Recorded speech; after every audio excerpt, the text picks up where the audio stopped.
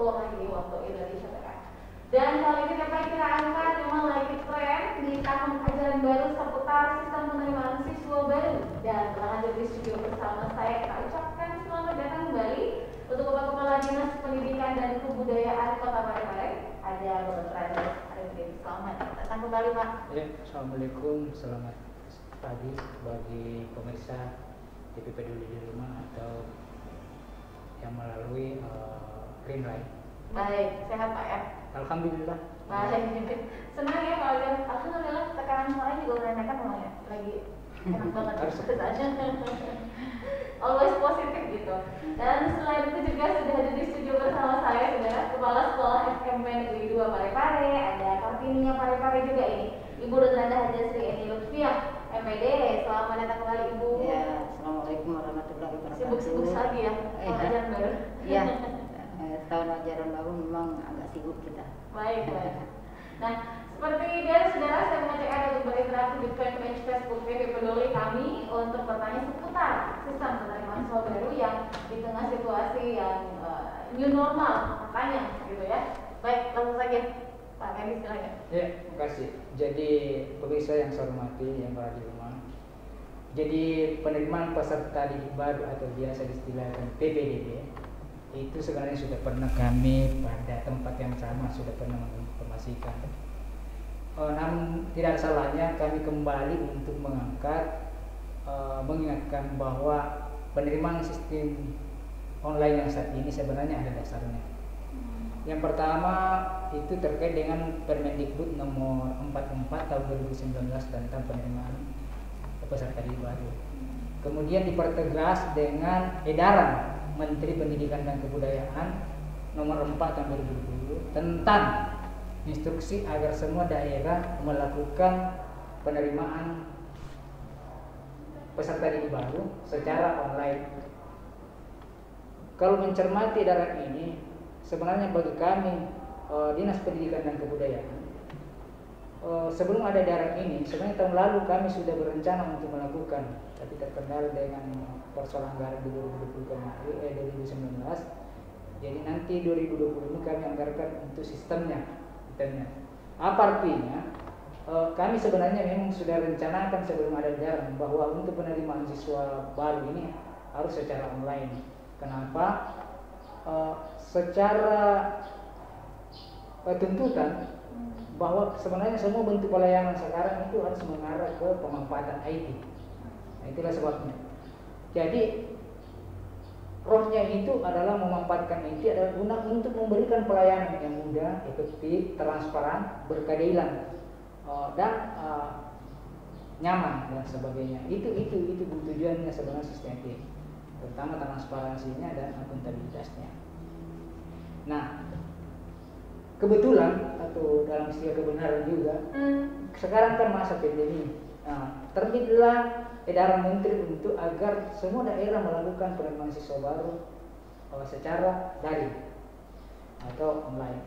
Ini menandakan bahwa ada lagi di samping tadi bahwa kita memang dituntut untuk memanfaatkan teknologi dalam sebuah pelayanan, manajemen pelayanan, maka kita juga dituntut untuk bersikap terhadap protokol kesehatan.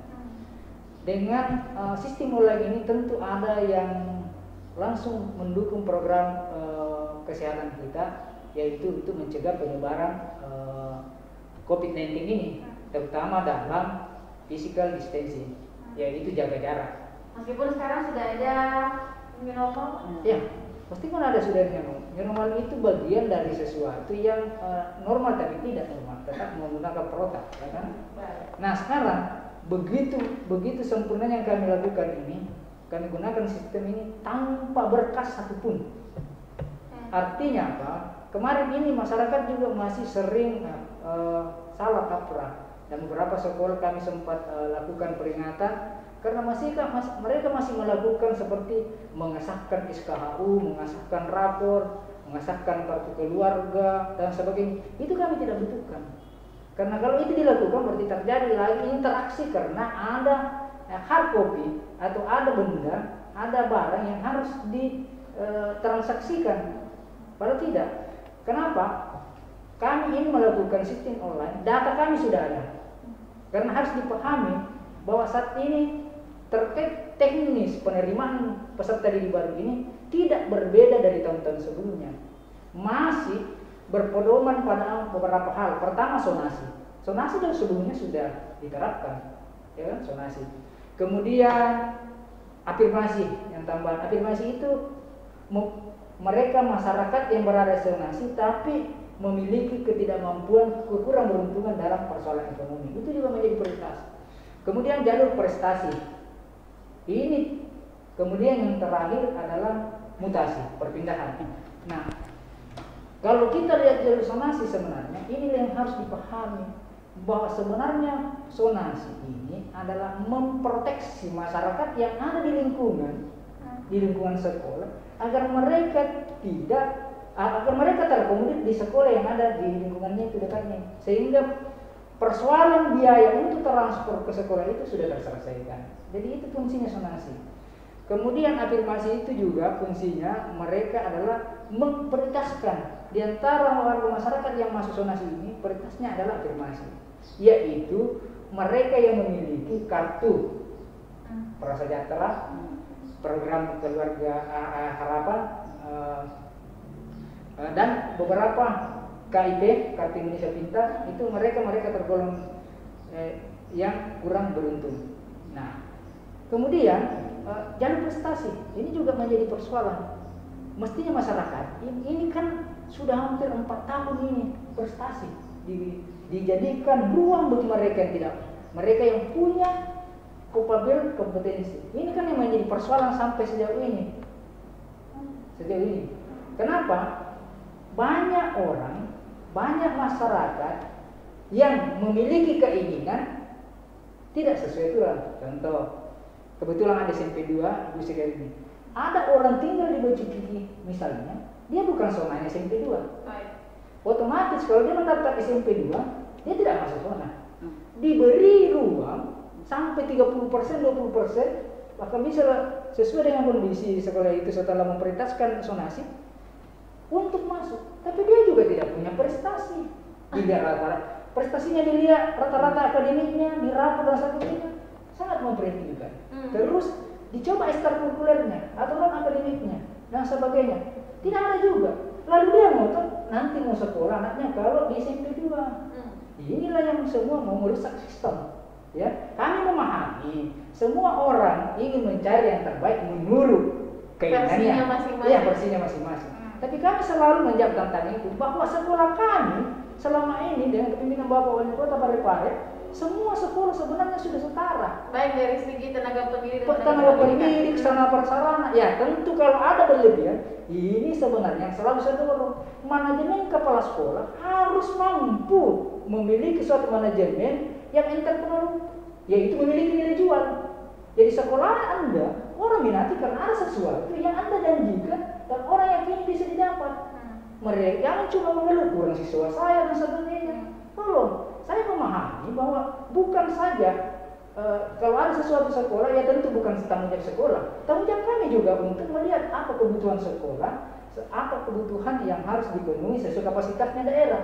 Kalau toh itu di luar kemampuan daerah, tentu kita akan usul ke provinsi atau ke pusat misalnya. Inilah yang perlu dipahami. Jadi dengan sistem ini sebenarnya memproteksi pertama orang-orang yang punya hak terkait dengan sesuai dengan jenis, apakah dia seharusnya masuk di zonasi, afirmasi, prestasi dan mutasi sudah terakomodir dengan sistem. Yang kedua, sekolah dengan warganya atau komponennya juga terproteksi dari tekanan-tekanan karena sekolah tidak mengintervensi lagi, kami juga tidak bisa, sistem yang mengelola, sistem yang menseleksi. Contoh, si A ini masuk, dia hanya mengklik NSC-nya, nomor induk siswanya, dengan nomor peserta tes ujian nasionalnya, otomatis nilai-nilainya itu sudah ada muncul karena kami sudah ambil dari sekolah. Jadi mereka tidak menipu lagi nilai. Ada kepikiran kami kalau mereka menipu nilai, bisa saja ada yang tidak bertanggung jawab, diangkat dan sebagainya. Kami jadi ada nilai dari sekolah dasar yang kami ambil, itu kami sudah simpan di database. Jadi ketika si A menginput, otomatis sistem baca bahwa nilainya ini. Kalau dia input nik nomor induk kepegawaian, sorry maaf, nomor kependudukan otomatis tanpa dia menyebut alamatnya, sistem sudah baca karena kami kerjasama dengan dinas pendudukan dan semuanya tercover di database. Ya, semua tercover di database. Jadi saya pikir tidak ada yang susah. Ya memang dalam perjalanannya tentu ada dalam tanda kutip ini kasuistik bahwa ada orang tertentu dalam tanda kutip gaptek atau keluarga itu kan bisa meminta tolong ke teman atau keluarga terdekatnya untuk didaftarkan. Jadi tidak ada yang susah sebenarnya. Baik. Saya ke Ibu Kepala Sekolah SMP Negeri 2. Ini bagaimana mekanisme kalau di SMP Negeri 2 sendiri, karena kita tidak bisa menutup mata salah satu sekolah yang menjadi sasaran untuk melanjutkan pendidikan di tingkat menengah pertama itu SMP 2, salah satu sekolah yang cukup bonafit. Bukan cukup lagi, tapi memang sangat diminati seperti itu. Ibu silakan. Terima kasih atas kesempatan yang diberikan Bapak Kepala Dinas yang saya hormati, adik pemirsa di rumah. Kalau ditanya SMP 2 bagaimana mekanismenya, seperti yang dijelaskan tadi oleh Bapak Kepala Dinas, saya kira di sekolah saat ini sudah tidak ada lagi mekanisme PPDB. PPDB saat ini satu pintu di Dinas Pendidikan. Nah, nanti tinggal sekolah menerima siswa yang telah diterima oleh Dinas Pendidikan dan diberikan kepada sekolah-sekolah. Ya, seperti itu. Saya rasa sistem ini kami sangat mendukungnya. Sebuah langkah yang sangat maju, tidak hanya satu langkah saja tapi berkali-kali, mengingat bahwa sebenarnya sudah dari dulu sekolah-sekolah ini menginginkan sekali itu PPDB satu pintu. Kemudian sudah dari dulu juga kita menginginkan ada wacana bahwa PPDB itu akan online. Nah, sekarang semua itu sudah terjadi, sudah dilakukan oleh Dinas Pendidikan. Oleh karena itu sangat kami syukuri. Mungkin ini adalah hikmah dari adanya wabah COVID-19 ini membuat kita semakin kreatif dan mengambil langkah-langkah yang dibutuhkan untuk kemajuan kita. Jadi SMP 2 menunggu siswanya dari yang diterimakan oleh Dinas Pendidikan. Nah, seperti itu. Memang selama ini sudah banyak sekali yang bagaimana anak saya maunya sekolah di SMP 2. Tapi kami mengingatkan bahwa satu hal yang perlu kita sadari saat ini bahwa sekolah seperti yang dikatakan tadi Bapak Kepala Dinas, sekolah-sekolah di Parepare ini, terutama dalam kepemimpinan Bapak Wali Kota kita, sudah berkembang sama, tidak ada perbedaan sarana prasarananya, guru-gurunya. Kita dikaruniai oleh guru-guru yang baik. Terbukti dengan kemarin uji kompetensi guru. Parepare itu memiliki level yang tinggi untuk kemampuan guru-gurunya, dan kemampuan guru-guru tersebar ke semua sekolah. Jadi apa lagi yang kita mau cari, misalnya hanya mau memilih satu sekolah yang favorit. Guru-gurunya tersebar merata yang bagus, fasilitasnya juga merata bagus. Jadi dengan sistem PPDB satu pintu online Dinas Pendidikan ini memberikan kita keadilan, pemerataan untuk semua sekolah. Tinggal masyarakat sekarang yakin enggak bahwa semua sekolah itu sudah sama di Parepare. Mari kita kembangkan ini sekolah kita lebih lanjut dengan menerima ini PPDB. Memang banyak yang baru, banyak yang berbeda, tetapi mari kita terima dan insya Allah ke depan lebih baik. Terima kasih. Baik, ya karena sedikit pergeseran yang pasti dulu kan mendaftar di sekolah masing-masing. Iya. Kemudian sekarang di satu pintu dan melalui Dinas Pendidikan. Iya. Mungkin agak sedikit muncul di masyarakat, sebenarnya kayak apa yang kayak seperti itu? Karena tidak sedikit Bapak, meskipun physical distancing tetap diterapkan, tidak sedikit orang tua yang datang langsung tetap seperti itu. Dan kita melihat banyak situasi dan kasus demikian. Silakan. Ya, jadi sebenarnya seperti saya sampaikan tadi bahwa sistem penerimaan online ini tanpa COVID pun kami sebenarnya sudah akan melakukan. Jadi dukungan dengan kenapa kami sebenarnya di APBD kami kami anggarkan untuk pembuatan sistem penerimaan ini. Berarti itu kan disusun waktu tahun 2019 sebelum ada COVID. Kemudian dengan adanya seperti disampaikan Ibu cerita tadi, dengan adanya ini maka ini memperlancar dan memperkuat untuk pelaksanaan. Nah, sekarang perlu dipahami sebenarnya beberapa sekolah tahun sebelumnya sudah melakukan sistem penerimaan online. SMP 2, SMP 1, beberapa sekolah SMP 9 sudah melakukan proses penerimaan peserta didik secara online. Hanya mereka terpisah-pisah. Dan kemudian teknis penerimaannya juga itu tetap mengacu pada juknis makro, tapi mereka punya spesifikasi yang berbeda. Tapi dengan adanya sistem online ini yang terpadu, satu pintu, semua mendaftar pada sistem yang sudah disiapkan link. Link itu kan kami sudah sampaikan permohonan kemarin ke TV Peduli untuk menjadikan running text-nya itu. Dan itu. Nah sekarang ini kan kami pantau terus sudah terbuka dan beberapa pendaftar sudah terus menerus, dan itu pada prinsipnya kami akan melayani semua. Bahkan kami sudah bicara lagi dengan tadi kepala bidang pendidikan dasar agar mereka mencoba mencermati di sistem agar ada informasi di sistem sebagai help desk atau kotak pengaduan atau saluran pengaduan, ya, kalau jika ada. Jadi di situ kami coba buka ruang, silakan menghubungi kami. Kalau toh memang tidak memungkinkan, kami bisa terima secara face to face atau berinteraksi langsung. Tapi sebelum ada jawab, kalau memang jawabannya memerlukan harus bertemu ya dengan pihak dinas.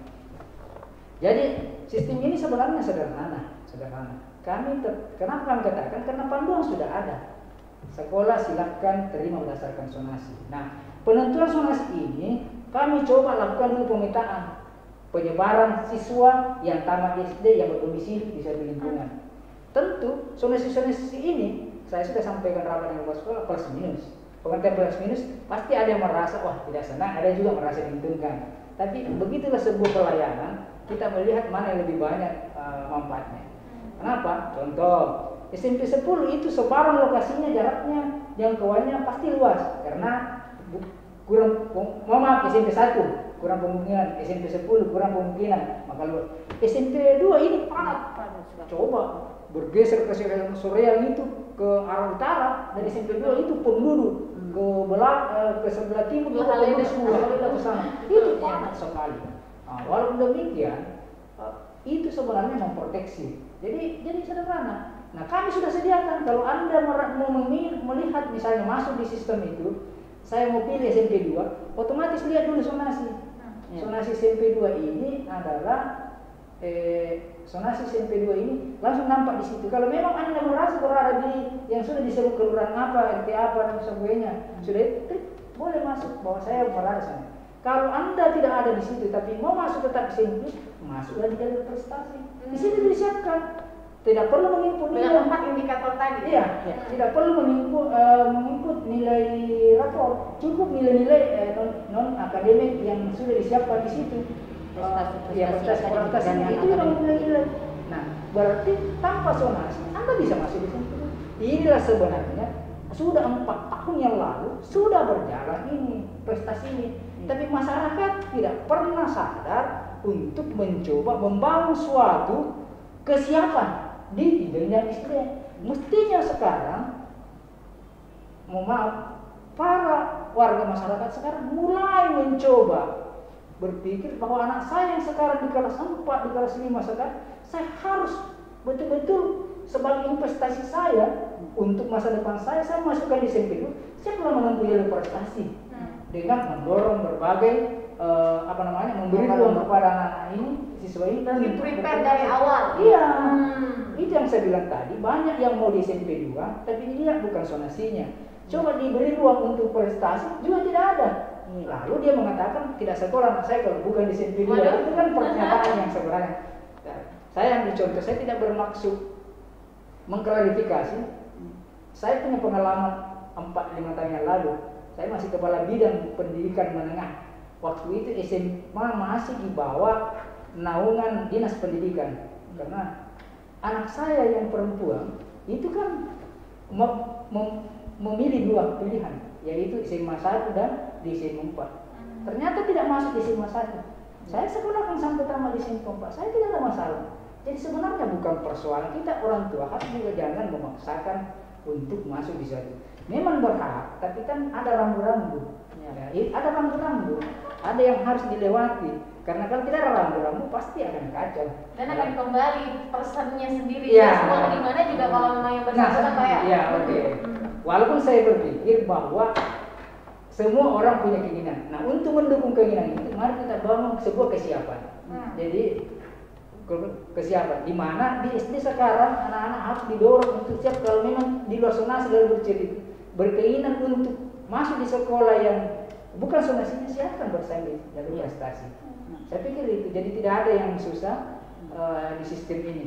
Dan kami sudah membagi, pada prinsipnya setelah kami duduk bersama dengan kepala SMP, ternyata jumlah bangku atau jumlah rombongan besar, rombongan belajar yang rasionya setiap SMP itu satu rombongan itu 32. Setelah kami itu, karena kami kan tidak berprinsip bahwa harus sekolah negeri, sekolah swasta pun juga bagian dari yang harus kami bina.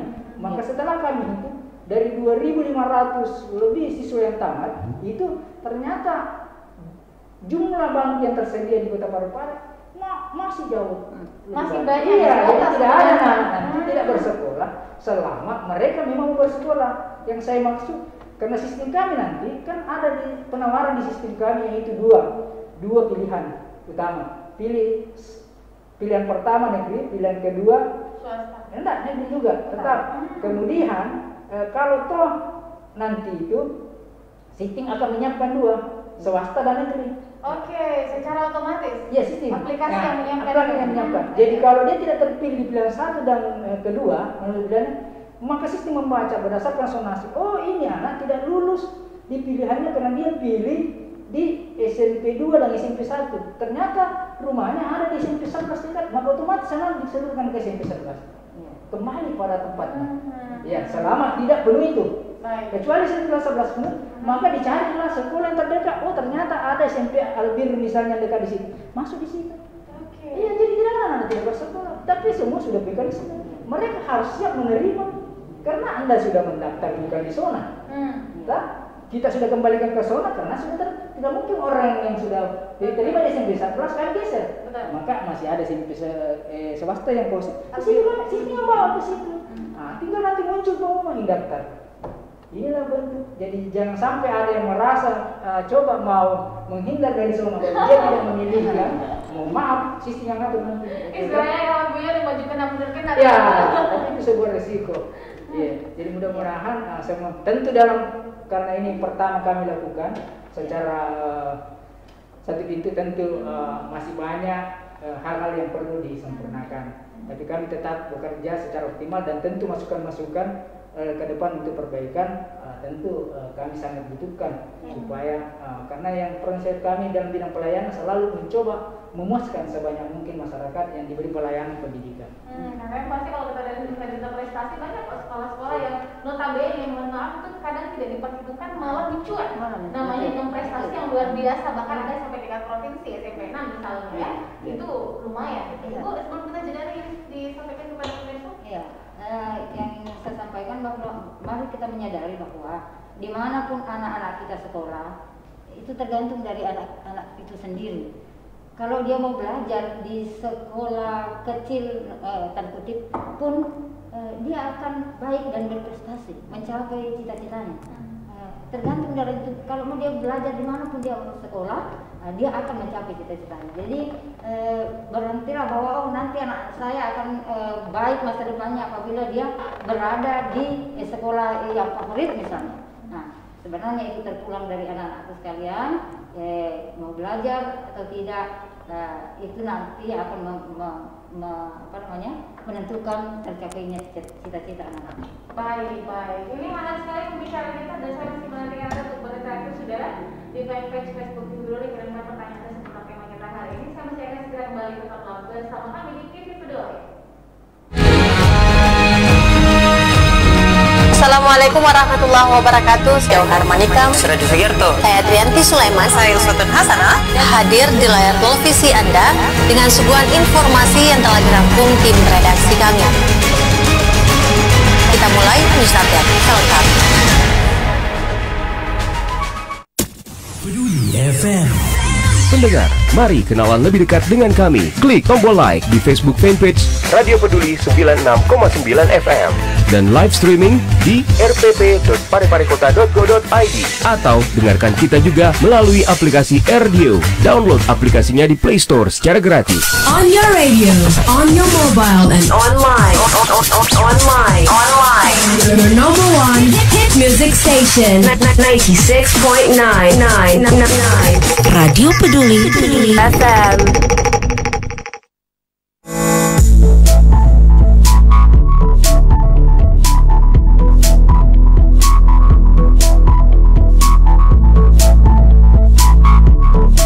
Selamat pagi dokter. Pagi, assalamualaikum warahmatullahi wabarakatuh.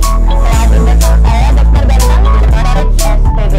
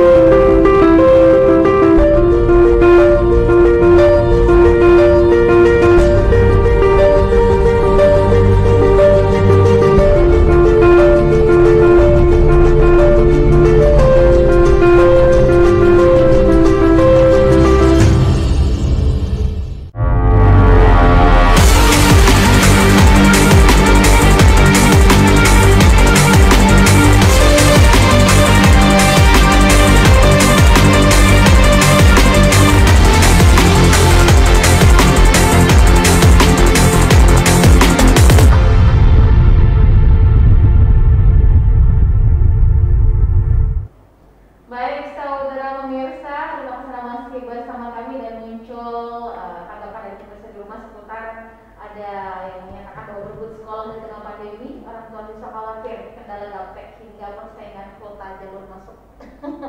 Tanggapan Bapak? Ya, jadi saya pikir kalau kami cermati, kami kan selalu mengevaluasi setiap tahun penerimaan siswa baru atau peserta didik baru ini. Kami memang cermati ada beberapa sekolah yang memang dalam tanda kutip favorit karena kami tidak menggunakan lagi sekolah unggul. Itu kan sudah bahwa tidak ada lagi SMP unggulan, tidak ada lagi SD unggulan, karena itu akan membuat diskriminasi sebuah sekolah. Kalau masyarakat yang mencoba memberikan justice terhadap sebuah sekolah unggulan sebagai itu kan sebuah bentuk hasil kerja dari sebuah manajemen sekolah. Beberapa sekolah memang menjadi sasaran yang sering seperti SMP 1, SMP 2, SMP 10, SMP 9 yang memang notabene tidak berada dalam kota, ya, berada dalam kota. Tapi seperti yang dikatakan tadi oleh Ibu Sri bahwa sebenarnya semua tergantung dari siswa. Dan itu dipaktakan beberapa olimpiade sains yang beberapa tahun karena hanya tahun ini tidak berlangsung, lomba-lomba tahun ini tidak berlangsung. Yang itu dipaktakan bahwa tahun-tahun sebelumnya ada seperti mewakili Parepare ke tingkat provinsi dari SMP 11 matematika, ada dari SMP 6 yang notabene kalau dalam tanda kutip sebenarnya kita tidak ada yang terpinggirkan karena Parepare sempit dan semua akses terjangkau. Mungkin daerah lain beda, kalau daerah lain yang luas ya. Nah, sekarang banyak yang menganggap bahwa risiko online ini adalah terkait dengan kapasitas kompetensi masyarakat untuk. Nah sebenarnya tidak. Sekarang anak-anak sudah pintar semua. Karena katanya gaptek itu kendala banget Pak Hadis. Ya memang, tapi pernyataannya kan tidak. Seandainya yang bersangkutan yang harus mendaftar itu kan susah, bisa dibantu. Dan sebenarnya saya tidak melihat di gapteknya, saya melihat di kompetensi kapasitas warga yang kurang beruntung memiliki HP pintar. Smartphone itu bisa saja atau kuota dan sebagainya itu saja. Tapi kalau terkait dengan orang anak-anak SD sekarang sudah kalau permainan hanya memang jangankan banyak masyarakat sekarang nampaknya memang malas berinteraksi dengan dunia teknologi. Saya kasih contoh saja. Kami sudah berikan panduan ketika link itu dibuka, ya, ketika link itu dibuka maka otomatis itu ada panduan di situ yang bisa dilihat. Banyak yang tidak melihat panduan langsung melakukan pendaftaran. Nah saya pikir tidak ada masalah sebenarnya. Dan terus terang kalau sampai hari terakhir kami tetap bukakan pintu bagi mereka yang masih terkendala. Kalau hubungi kami yang masih terkendala, bahkan sekolah itu bisa membantu. Tapi interaksi dengan sekolah ini kan sudah kurang karena kasus stik. Jadi mungkin ada yang datang ke SMP 10, SMP 2, Pak ini sudah hari keempat saya belum bisa masuk, bisa kan dibantu? Jadi bisa dibantu. Jadi tidak ada persoalan. Baik, Cuma sudah izin sama Pak Aris ini pertanyaan yang muncul, baik tahun ajaran baru dan skenario kembali ke sekolah seperti apa Pak Kadis? Ya. Tahun ajaran baru dan skenario kembali ke sekolah. Oh iya. Mohon petunjuk. Sebenarnya terkait skenario kan sudah jelas. Kami juga sudah sampaikan ke sekolah. Kemudian sekolah minta sampaikan guru-guru. Guru-guru kami juga minta agar menyampaikan ke orang tua siswa. Jelas sudah ada panduannya bahwa untuk tahun pelajaran sesuai panduan dari kementerian untuk tahun pelajaran 2021 yang nanti mulai dilaksanakan tanggal 13 Juli ya 13 Juli itu jelas bahwa hanya daerah yang zona hijau yang boleh melaksanakan proses pembelajaran secara tatap muka. Kalau toh itu daerah hijau, hanya yang boleh dulu 2 bulan pertama adalah SMA dengan SMP. SD belum. Nanti berjalan 3 bulan, baru dianggap bagus, baru boleh SD. Kemudian TK nanti awal tahun 2021. Jadi sudah jelas. Nah sekarang, bagaimana kalau seandainya Parepare dalam kondisi sudah zona hijau? Kami sebenarnya sudah membuat SOP. Sebuah standar operasi prosedural di mana anak-anak kalau datang ke sekolah harus pakai zona hijau ini. Sudah ada pemodelan ya? Iya, sudah pemodelan harus menggunakan masker, sampai di sekolah mereka harus cuci tangan, duduk diatur jarak karena sistem shift. Ada yang masuk hari ini setengah, besok lagi setengah dan sebagainya, atau siang masuk setengah, itu semua sudah tinggal itu menunggu petunjuk Bapak Pimpinan Wali Kota. Tentu melalui pertimbangan tim gugus COVID-19 ini untuk mendapat restu agar seperti itu. Tapi kami belum masuk di situ karena kita masih dalam konteks kondisi zona kita. Karena setelah sampai terakhir informasi yang kami dapat dan itu bisa saja berubah, bahwa hanya di Sulawesi Selatan baru hanya satu, yaitu Toraja Utara yang zona hijau. Itu kondisi terakhir beberapa minggu lalu, gitu kan. Setiap saat bisa berubah. Ya tentu kita berharap dengan doa semua, dengan program kebijakan pimpinan melalui tim gugus tingkat kota, itu mudah-mudahan pandemi ini segera berlalu atau bisa terkendali dan kita masuk ke dalam zona hijau. Jadi saya berharap tetap warga masyarakat tidak perlu terlalu riskan bahwa apakah kami sekolah atau tidak. Yang jelas kalau bukan zona hijau tentu Tidak sekolah. Kami tidak sekolah melaksanakan proses pembelajaran tatap muka ya. Tentu kembali tetap jalur sistem online. Daring ya, selama ya, ini. Ya, jadi modelnya kita seperti homeschooling gitu ya. Iya betul. Yang selama ini berjalan. Baik. Terakhir Ibu Kepala Sekolah sebelum kita berpisah silakan. Pak, terkait tadi pertanyaan tentang gaptek. Saya kira kita ambil hikmahnya. Ke depan yang saat ini itu yang sistem yang kita pakai itu masih sangat sederhana. Justru ini kesempatan ini memberikan peluang kepada kita, bahkan memaksa kita untuk belajar. Ke depan itu akan semakin rumit ini teknologi dan kita harus mengikuti itu. Kalau kita diam saja dan tidak mau belajar, tertinggal kita. Bahkan kita suatu saat tidak bisa ngapa-ngapain. Maka jangan biarkan diri kita selalu terbelakang. Ikuti ini, mari belajar. Nah, ini memberikan ruang kepada kita, bahkan memaksa kita untuk belajar itu. Kemudian, insya Allah sistem yang dibuat oleh Dinas Pendidikan ini adalah sistem yang sangat baik.